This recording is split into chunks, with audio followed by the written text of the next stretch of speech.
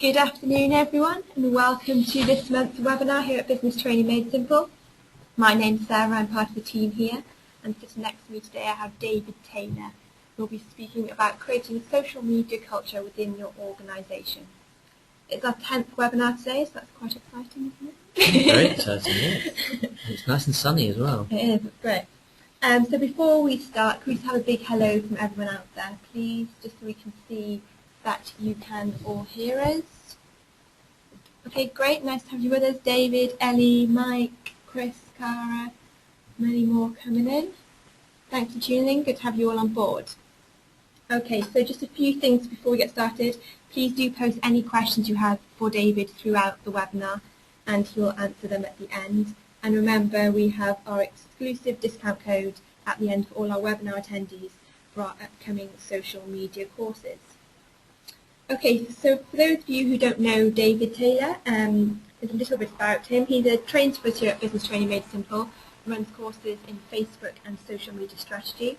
David has 20 years experience in the UK media scene. He's trained over 1,500 business owners in social media and is co-author of Fusion and The Business of Being Social, both books which are available on Amazon. Great to have you with us, David. Over to you. Thank you very much.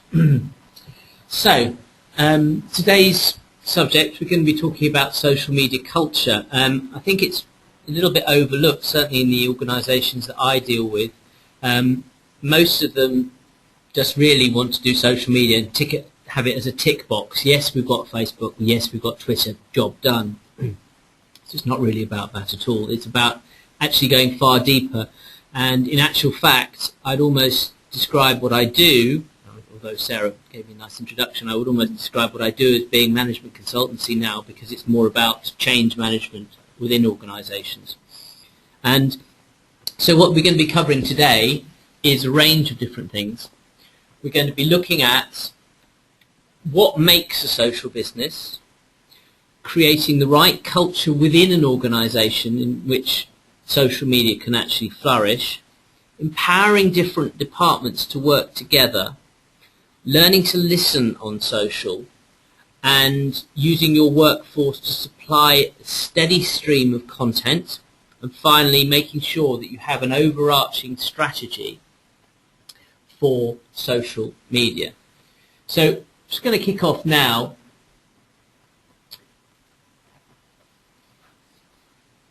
As I said earlier, just because you're on Facebook, just because you're on Twitter, does not mean to say that you have a social media strategy. It's far, far deeper than that now. We are in an age where pretty much everyone, staff, management, customers, clients, associates, competitors, etc., they are all socially enabled potentially. Everyone is now an editor, publisher, broadcaster.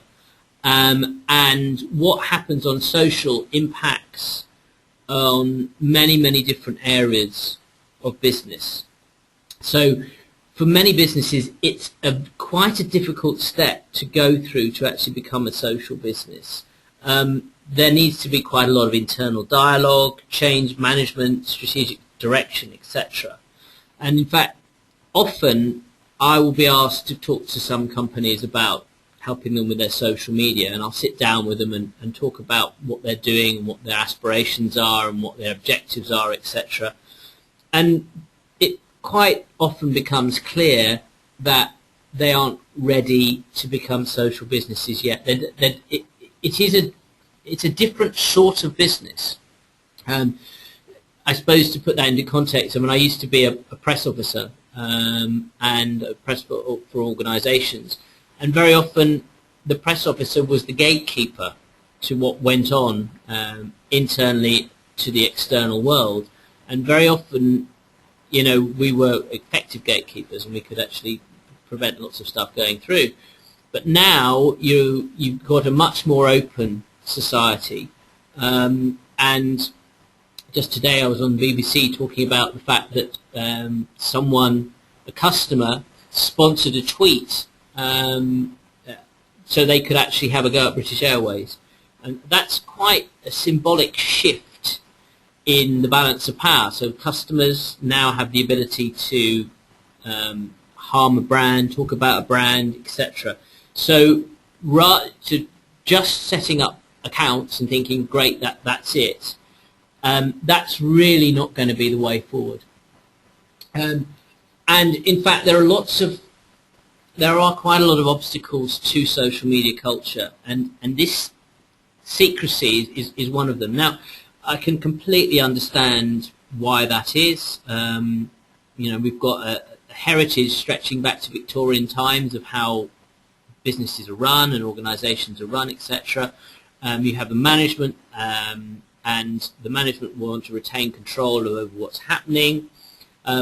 Many people would have been in business for many, many years, far longer than I have, and they will say, look, I know how to run my business, I know how my business runs, I understand where my customers are and how to reach them, etc.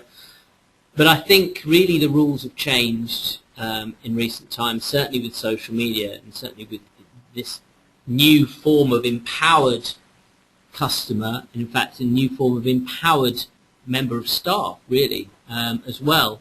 And this culture of secrecy is inexorably having to be broken down. It's not easy, and there's a huge amount of resistance to it. Dare I say, mostly it's a sort of 40, 50 something male management who just don't really like it at all. But very often the barriers to social could be anywhere. It could be at the very bottom. So it may be that the CEO and the management team really get social and understand how it can help their business, but the people at the bottom can't see the point of it and just think it's a load of rubbish. And conversely, you may get a load of sort of junior executives or junior members of staff and thinking, look, we could be using social, we could be using Twitter to get out there much more, and the people at the top saying, no, it's a load of rubbish, the sort of thing my kids would do. So, it is problematic, and it is quite difficult. There is a brilliant book for those of you interested in finding out about how you could try and get this type of culture within your organisation. There's a book by Olivier Blanchard, and it's called Social Media ROI, Managing and Measuring Social Media Efforts in Your Organisation. It's a bit of a Bible. Myself and my co-author think it's an absolutely fantastic book because it talks about how you get one person who might be very, very switched on to social media within an organisation. And they think that they got these great ideas, they bring the great ideas to the board, or they bring the great ideas to colleagues, and everyone goes, no, it's a load of rubbish. And it talks about how you can, it's like power building really, but what you're trying to do is build an argument for using social. And it does take time. In some organisations, there is a real willingness, and I think certainly customer-facing ones very often might be far better than maybe business-to-business facing ones. But just today I met with a financial services company, and the director there really was talking about change management, talking about how they could be empowering the staff, how they could be really creating a culture of excellence, and the fact that everyone could be a marketer. So that really shows me that there is certainly the willingness there to have that thing. But for me, social media, really good social media, starts from within. That became increasingly clear to me when I worked with a company in Geneva, and they've got an international company with offices stretched all over the world, and they wanted to try and promote a proper internal dialogue. Now, they had their own bespoke social network, but of course no one was using it. Everyone sat in their own little silos, which is very common with any organisation, and got on with their own job. But really what they were trying to do was trying to get people to engage internally on the bespoke internal social network. And in fact, there are pieces of software like Yammer. I mean, Yammer is a it's effectively a social network, but one which you use internally, and it's a great way of having dialogue. But what's important really is that departments within an organisation start talking to each other, and there needs to be much more communication. One thing it's really, really overlooked with social media is the areas of business which it actually affects. People just think, oh, social media, it's all about marketing. Yes, clearly it does affect marketing, but it also affects sales, corporate governance, public relations, supply chain management, internal communications, IT, recruitment, HR, and customer services. All of those will either be affected by social media or have an impact on the social media for an organisation. So let's say, for example, that a company is producing a certain type of widget, and because of problems with supply chain, that the widget isn't being delivered to people when they thought it was going to be delivered. So often the first place people go is straight onto social media to have a go about it. Now, if customer services aren't sufficiently clued up to know that there is a problem there, they might say, why are all these people complaining, and then maybe not liaise with them in the way that they should. Similarly, if you've got recruitment, if you're going to be recruiting people, you've got to be thinking about where you're going to be finding these people, because a lot of people are going to be looking for you on social, etc. And therefore, it's about how you come across as an organisation. All these things fit together, and therefore, to my mind, it's very important that the departments need to be talking together regularly. Now, I'm aware that many organisations will have internal meetings. They'll have a huddle or a weekly meeting, monthly meeting, etc. But it's very, very important that they are having that dialogue. And if there are problems within the organisation, and let's be clear, in most organisations there will be a problem at some stage or another, it's very important that those people talk about the issues, are aware of those issues, and say, well, actually, let's think about how this might actually come out and how it might affect. So it may be that you want to preempt it by doing some PR and saying, yep, we've got a problem with this widget, or we're not going to be able to deliver this, or there's, it's about having that proper internal communications, which then means that you're prepared to be outward facing. So things like weekly team meetings, I would advise are a good idea. And I'll go further. For very large organisations, what I would love to see, which is probably not yet happening, is you get to the stage where you've got a head of social who sits on the board of an organisation, and their job is to coordinate all the different parts of the organisation and say, look, social actually impacts upon all of you, therefore I need to be coordinating it all. And I would say, really, the better the dialogue between the different parts of the organisation, clearly the benefit there is the smoother it will run, and you are going to get to a stage where you do have a culture of openness, rather than IT doesn't talk to supply chain management, and customer services don't talk to HR. That's it's a little bit of an idealistic world where they do all do that, but I would argue that the companies who are most likely to have a good internal dialogue are more likely to have a culture of openness, and therefore they're going to be much, much more able to be a social business and use social in a better way. Now, when you're looking at any sort of social media activity, it's paramount you think about your business objectives. And within the training courses we do here at Business Training Made Simple, and also within the book, we talk about this whole plan, listen, analyze, and engage model, where you start off, number one, with your business objectives. You then, number two, you plan what you're going to do to meet those objectives. You then got, and this is what I'm going to dwell on a little bit now, is the listening and the analyzing phase of social. So it's really learning to listen on social. And it's really, really overlooked, unfortunately. Most brands jumped on the social media bandwagon and thought, great, we've got a website, now we can spam loads of people on Facebook and Twitter. And as a result, a lot of brands came off social. They said, it doesn't work for us. And it's because generally they didn't really understand what they were doing. And it's not just yet another marketing channel to spam people. It's about listening, what's going on around you, what your customers are saying, what your competitors are doing, what trends are emerging. And interestingly, a statistic some of you may know is that 40% of people on Twitter do not tweet. They use it as a listening device.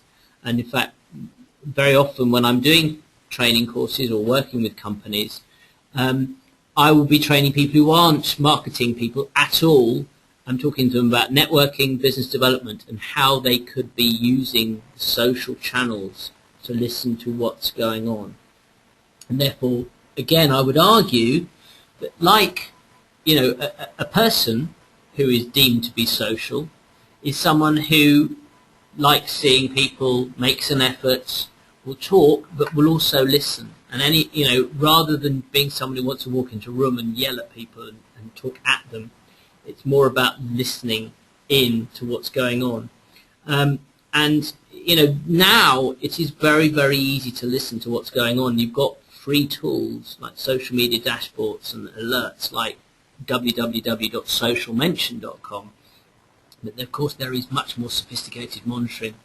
And brands who are listening very, very carefully will do far, far better than those that don't. And again, part of this becoming a social business is this willingness to listen and analyzing what is going on out there and how people can understand the impact of social.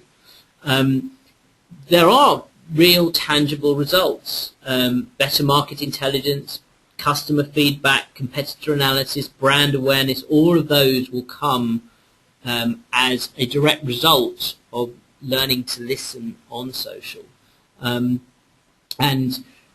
in their willingness to get stuff out, the amount of brands and companies who come to Business Training Made Simple on the courses, and they don't even know about the at mention part of Twitter, so they're not even looking at it. And I said, this is crazy. People are saying stuff about you. They are mentioning you, and you're not doing anything about it. And again, what that shows is that they, as a business, really aren't that social yet. And it's about, willingness also. Once you're listening, you're going to hear things you may not like. They might be saying negative things about. They might be drawing comparisons with you and unfavorably with a competitor. But the thing is, you need to be listening and being willing, have a willingness to be able to engage and react, because social media is about being social and having regular conversations. Another aspect of becoming a social business is how you can use your workforce to actually help you put content onto those social media channels.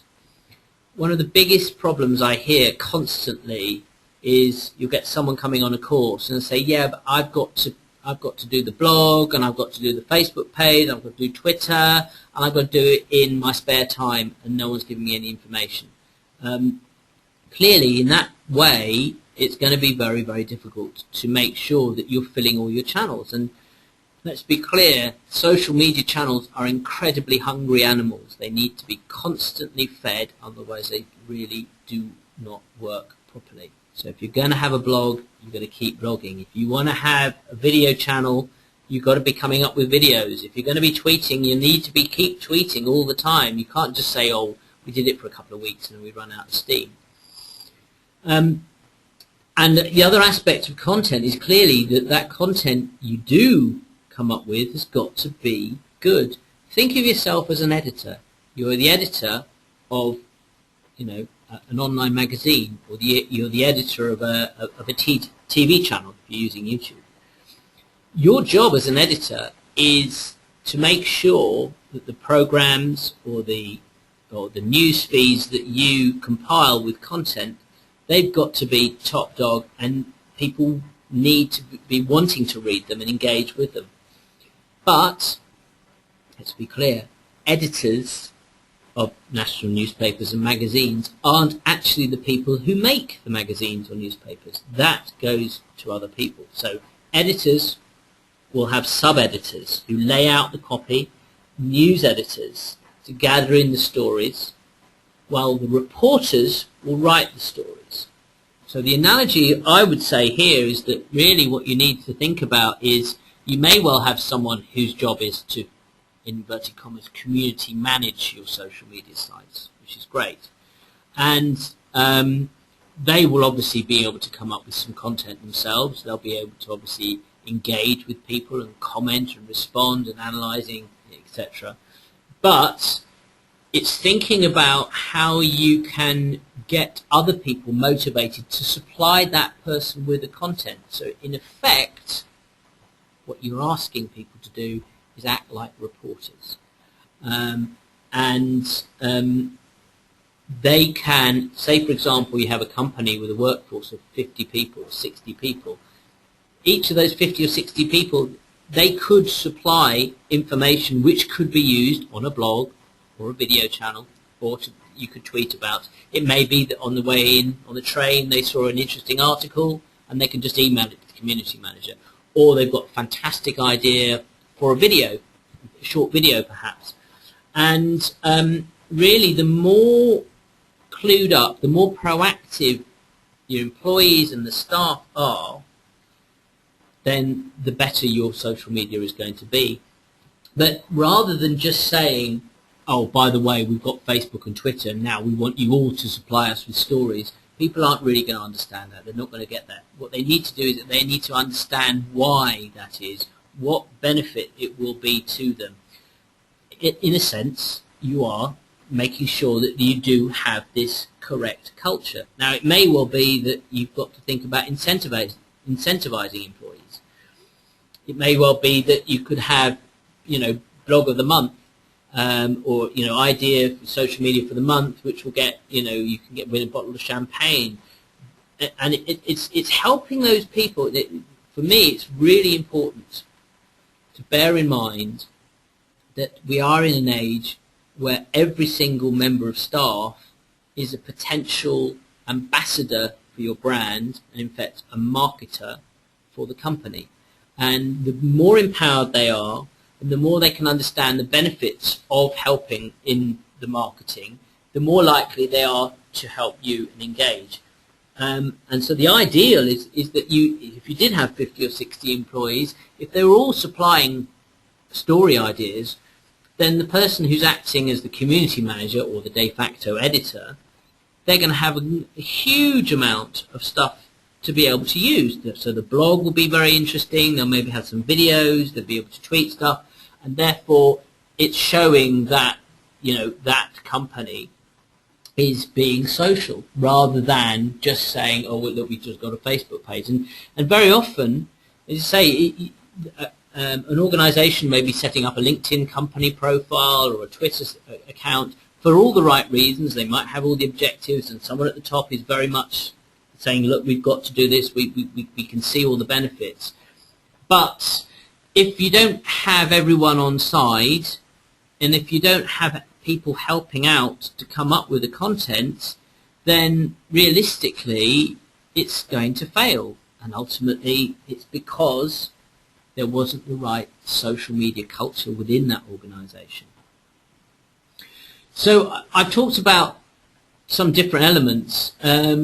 What I would say is that you need to go even deeper than that. And what you need to think about is actually having proper social media guidelines set out for your staff. So if we're talking about how we're going to generate content, and what about your brand or your company's visibility online, that does actually bleed over into the personal lives of your staff. And rightly or wrongly, people members of staff will be on social networks themselves, and they have every right to be. But they need to know maybe what the challenges and issues and potential pitfalls there are. And so the more willingness, again, to be open with your staff and talk about some of the issues, rather than have these draconian guidelines saying, well, actually, we're banning social networks off the server and you're not allowed to be on it. That's really not an enlightened approach. It's more about having a dialogue with staff. And really, when you're having the dialogue, what you want to do is energize them. If they are very active on their own personal social media accounts, brilliant. Then maybe they could bring some of those qualities to helping build the brand of your company. And that could actually mean that potentially that overlooked member of staff who's not very happy could actually be given a new role as a community manager, and it may be something they absolutely love. So what you've done is turned a sort of an employee who's not very happy into an extremely happy employee who's actually doing a very, very good job and empowering and building your brand. Similarly, I think it's a good idea to try and encourage internal forums and internal social networking. So I was talking about Yammer earlier, which is the internal social network. I mean, some organisations have got intranets, some have got their own bespoke internal social networking sites. Again, it's coming back to what I was saying earlier, which is you want to try and get to the stage where you've got this openness within. And so if you have these internal forums and you're teaching people to use the forums, it can be very empowering. And in fact, you know, if say you had an office in Paris and you had an office in Munich and an office in Adelaide, it may well be that someone in Adelaide has a solution to a problem of the office in Munich, but if you don't ask, you don't get, and you don't actually resolve that issue.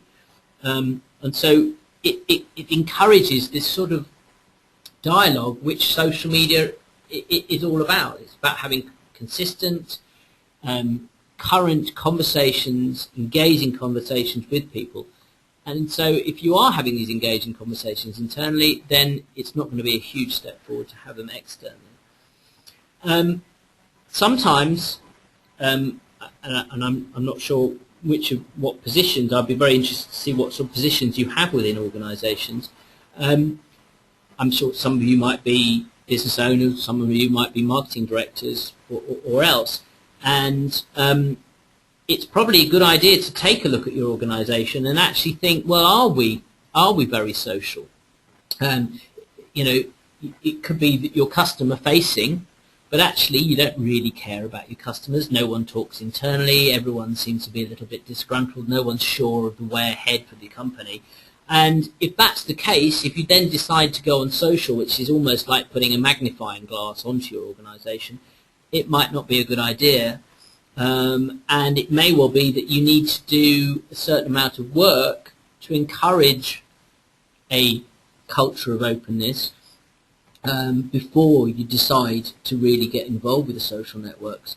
And, you know, think about where some of the barriers are and try to remove them. So an example of this would be when I was talking to the company in Geneva, there was someone there who said, look, you know, this is all stupid tittle-tattle. What's the point? You know, all these people go onto these internal forums. They just want to talk about where they were drinking last night, what they had for lunch. And I said, well, you know, clearly the forums could be used for that, but we're not actually interested in that. We're trying to empower you. And thinking about examples of where using a forum or using social media would be a great benefit. So it's always talking about extolling the benefits of social media.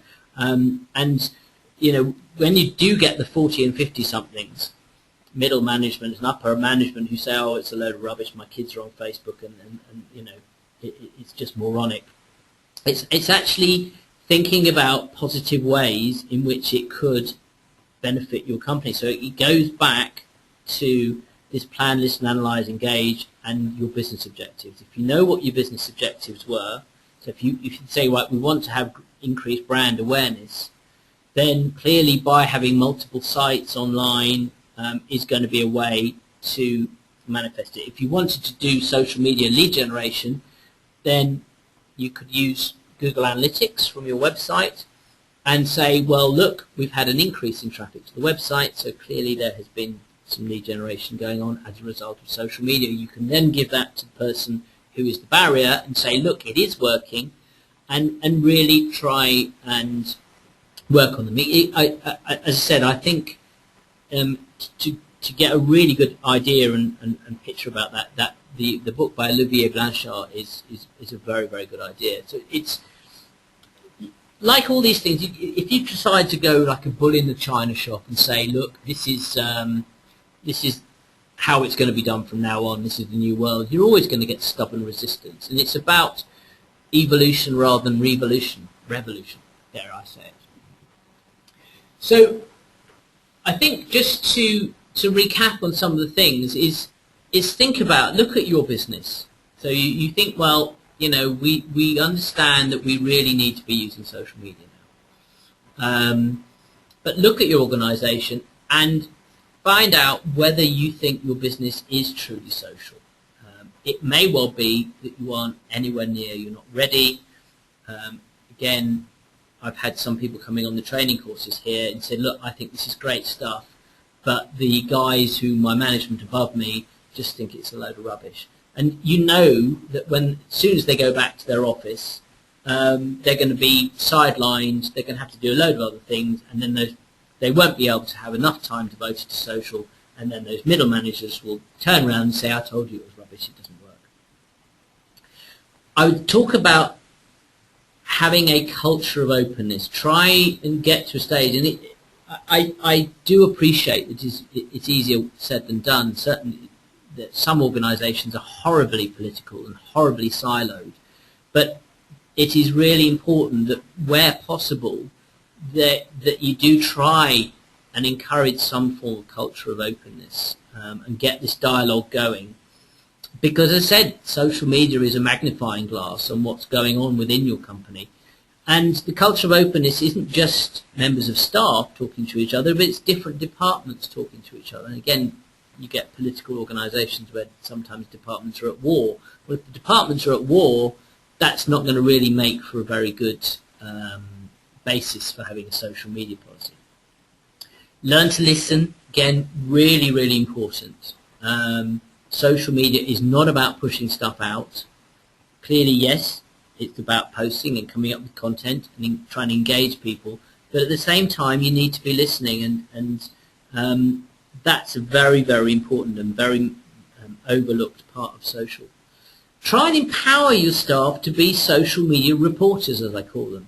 So, think about, particularly when I work with charities, and charities have got hundreds and hundreds of volunteers, and I say to marketing managers within charities, and they say, well, I don't have the resources. I say, well, how many people really do you think are quite good on social and really want to help the charity? They said, well, hundreds, great.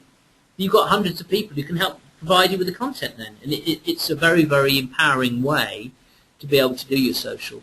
And finally, I would say you do have to have a comprehensive social media strategy, and that includes what goes on internally. It includes social media guidelines for staff. It includes the social media handbook. It includes how different organisations liaise with each other. You can't just wing it. Oh, let's do a little bit of social. It's something on the side. You can't.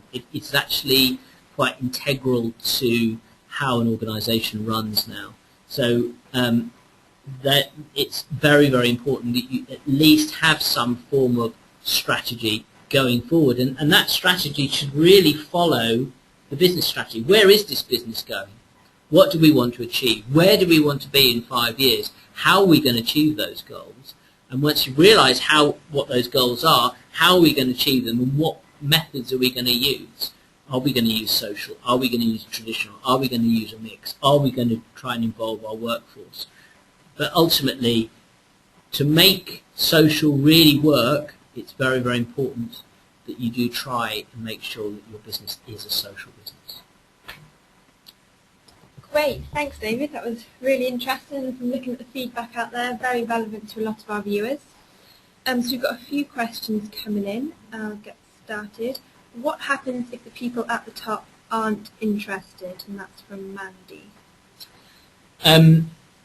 I talked about the Olivier Blanchard book, and it's about how you try and persuade people within of the value of social media. And again, social media is not dissimilar from many other things. It's like, let's go back 100 years, and you run a cab firm in London. You decide, am I going to use these newfangled petrol engines in my cabs, or I'm going to stick with horses?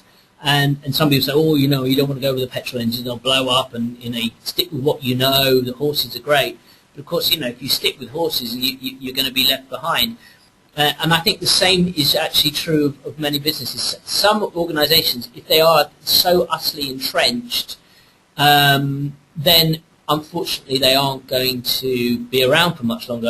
I had the misfortune, I was asked in by a company in Kent where I live, and they were a 175-year-old company, and they had just spent hundreds of thousands of pounds moving to new premises on the high street, but they didn't have a website. And I said, look, realistically your business isn't going to survive without a website. And they didn't really want to engage and do it, and the business disappeared in about 5 or 6 months. I think if the people at the top really don't get it, sometimes you're going to really struggle. But what you might want to do is just slowly catch your monkey. Think about come up with positive case studies. If you look on the internet, there are a huge amount of positive case studies now. What social media has done. It could be a business-to-business organisation. It could be a business-to-consumer organisation. There are just so many positive case studies about how social media has impacted on the business. And very much it's benefits-led. Show me the benefits. Show me the results. And I think if you can actually, rather than go in and say, we need to be doing this, we need to be doing that, you could say, could I suggest a good way of maybe increasing our sales by 3%? And they're going to go, okay, tell me. So it's using a different way. It's a sort of, you're trying to encourage, entice, inform, enthuse, which actually is social media itself. But rather than just going in trying to, use a sledgehammer to crack a nut, it's about trying to get them on side. Okay, and another one. I know you mentioned a few, but do you recommend any platforms in particular for internal communications? There are a number. I think the one I know best is Yammer. I think if you just Google internal social network sites, there will be a number of different ones. Yammer is it's a very simple piece of software, and it's almost like having Twitter, but Twitter internally rather than externally. I think it's just with all a lot of these different platforms and social networking sites, it's about finding what best works for you. If you have an intranet, there are some off-the-shelf solutions where you could actually add a social networking element to your existing intranet, but that would be something for your IT provider. Okay, and another one here from Busy.